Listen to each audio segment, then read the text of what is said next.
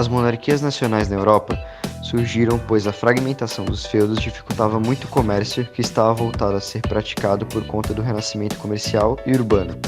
Então, alguns burgueses faziam acordos com donos de terra, onde combinavam que os burgueses pagariam impostos para esses senhores feudais, que em troca manteriam um exército e instituições que lhes protegesse e promovesse as atividades comerciais realizadas por eles.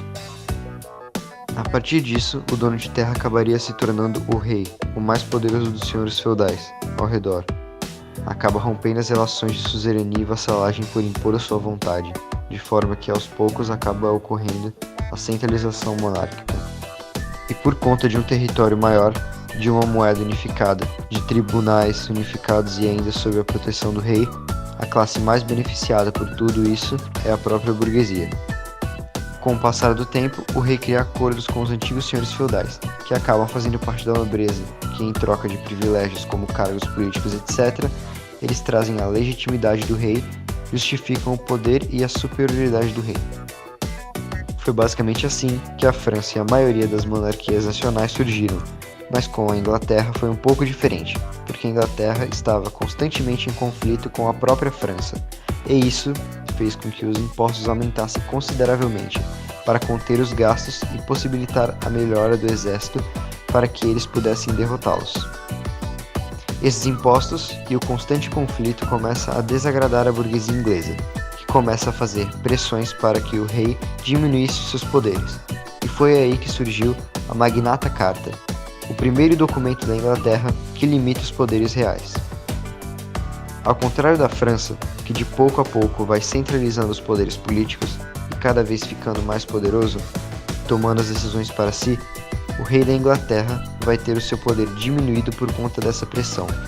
A Magna Carta fazia com que o rei, para criar novas leis, aumentar impostos e etc., deveria pedir permissão para um conselho formado por nobres. Essa é a principal diferença da formação da Inglaterra para as demais monarquias. É interessante notar que a igreja no feudalismo era a principal instituição de referência dessa época, não só pela grande propriedade de terras, mas também pela mentalidade do homem medieval.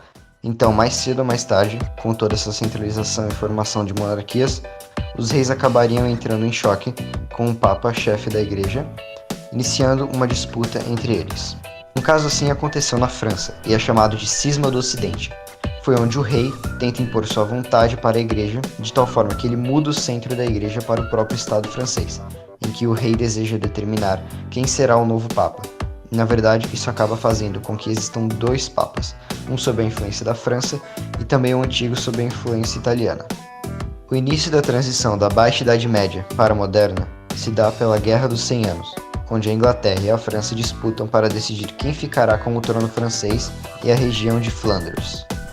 Graças à grande ajuda de Joana d'Arc, a França vence a guerra, fica com o trono e sua religiosidade cristã é aumentada. As consequências da guerra para a Inglaterra é uma disputa para a sucessão do trono inglês, a Guerra das Duas Rosas. Essa guerra enfraquece a nobreza inglesa e abre espaço para a centralização monárquica para o absolutismo.